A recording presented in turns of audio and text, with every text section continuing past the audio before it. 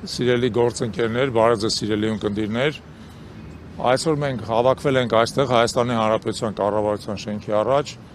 որպեսզի հակիրճ արձագանքենք 3 տեղի ունեցած շատ մի կարևոր իրադարձության, Հայաստանի Հանրապետության վարչապետի կողմից հայտարարված կենսաթոշակների բարձրացմանը, որից բոլորը տեղեկ եք։ Նախ մենք ուզում ենք առիթից օգտվենք եւ շնորհավորենք մեր բոլոր կենսաթոշակառու հայրենակիցներին, ավելի քան կես միլիոն մեր հայրենակիցներին, առ այն, որ նրանց պայքարը, վերջի կես տարի տևած պայքարը, վերջապես սկսում է իր առաջի արդյունքները տալ։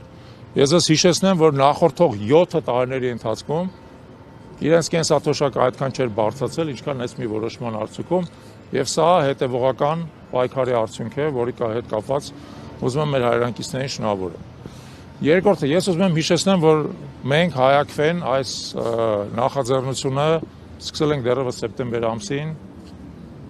խոսել ենք նրանից, որ մեր երկրում կենսաթոշակները անթույլատրելի ցածր են, անհիմն չհիմնավորված ցածր են, որ բյուջետային ռեսուրսները ծախսվում են բազմաթիվ քաղաքական չհիմնավորված նպատակների վրա, փոխանակ օգտագործվեն մեր բազմահազար քաղաքացիների բարեկեցությունը լավացնելու համար։ Դրանի պատասխան գործող կառավարության ներկայացուցիչները, վարչապետը, սոցիալական ապահովության նախարարը մեր շատ բնական պահանջները անվանել են պոպուլիզմ, անվանել են հիբրիդային պատերազմ իրանց վարչախմբի դեմ, որը ընդհանրապես շատ ծաղրալի է, հայտարարել են բազմիցս, որ կենսաթոշակները բարձրացնելու իմաստ գոյություն չունի, որ կենսաթոշակառուները այդ գումարը չեն կարող ծախսել բոլոր դեպքերում, որ սա այս ամենը պոպուլիզմ է եւ անիմաստ է եւ այլն, եւ փառք Աստծո, այդ անհեթեթ կուրսը, որ իրանք որդեգրել էին, վերջապես 3 եկավ իր տրամաբանական ապարտին, երբ որ իրանք ընդունեցին այն ինչ որ բոլորիս համար ակնհայտ էր, որ մեր երկրում կենսաթոշակառուները բացարձակ իրավազուրկ, ստորացված վիճակում էին ապրում եւ նրանց խնդիրները պետք է սկսել լուծել։ Դրանով հանդերձ մենք համարում ենք, որ այս քայլը ոչ միայն ուշացած է, այլև բացարձակ կիսատ պռատ է։ Հիշեցնեմ, որ մենք պահանջում ենք, որ կենսաթոշակները պետք է բարձրանան առնվազն 50%-ով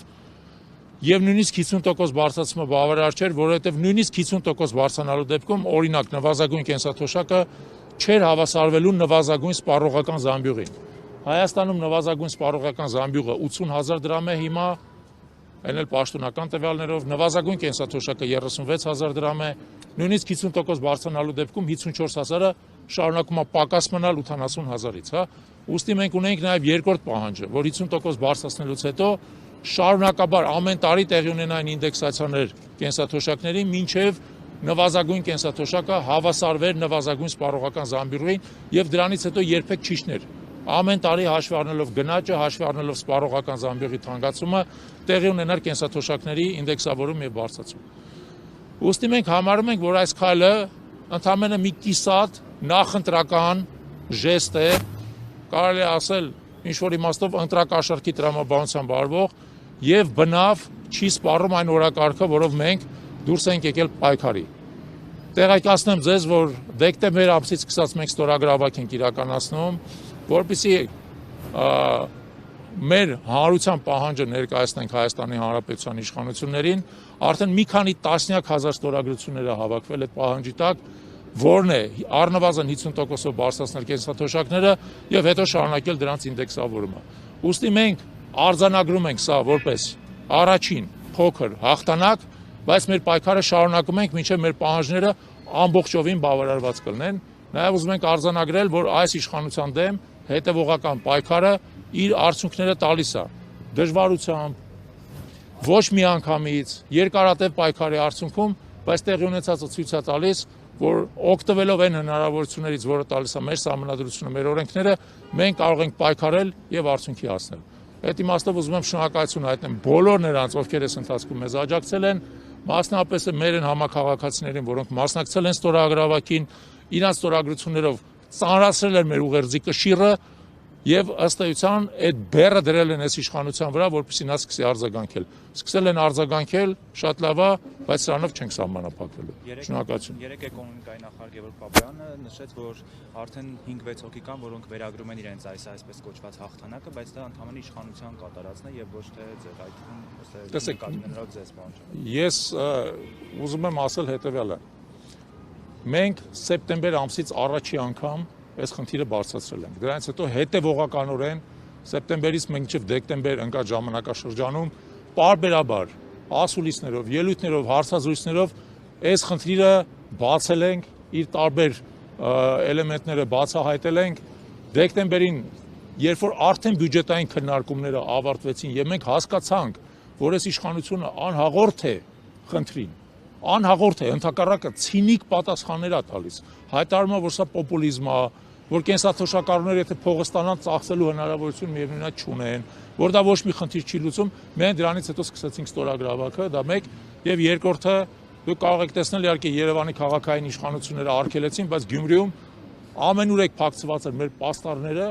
այն պահանջով, որի մասին ես նոր ասացի, այսինքն 50% ավելացում եւ դրանից հետո ինդեքսավորում։ Այդ պաստառները մինչեւ հիմա էլ կան եւ դա ցույց է տալի, որ խնդիրը նրանում չի, թե սա ում հաղթանակն է, սա մեր քաղաքացիների հաղթանակն է։ Եվ սա այս վարչախմբի պարտությունն է, որովհետեւ նա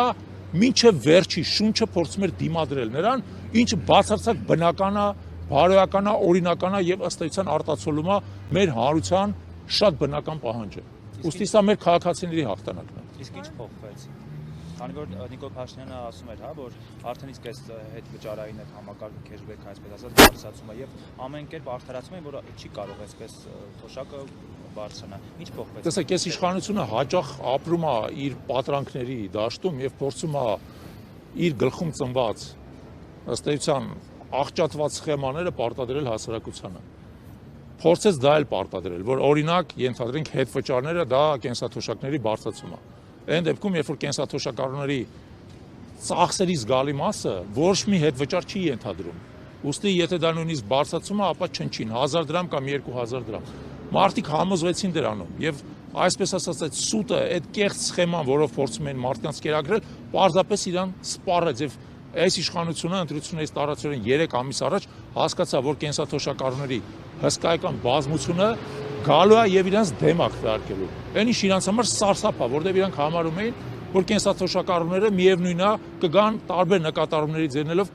կքվեարկեն այս վարչախմբի օգտին։ Չեն քվեարկի, հիմա էլ նույնիսկ այս ամեն ինչ հետո չեն քվեարկի, որովհետեւ մարդիկ տեսնում են, այս կեղծիքը, այս խաբեությունը տեսնում են, որ իրանց փորձում են ընդհանրապես ընտրակաշարք առաջարկել։ Չեն վերցնելու ընտրակաշարքը, վերցնելու են ինչ որ իրանց օրինական հասանելիքն է եւ դեմ են քվեարկել։ Ձեզ կողոպտված չեք զգում, որ նրանք փաստորեն ձեր ծրագիրը վերցրին եւ հիմա ծառայեցնում են իրենց նախընտրական քարոզարշավին։ Բացարձակ։ Ես կարծում եմ, որ տեսեք,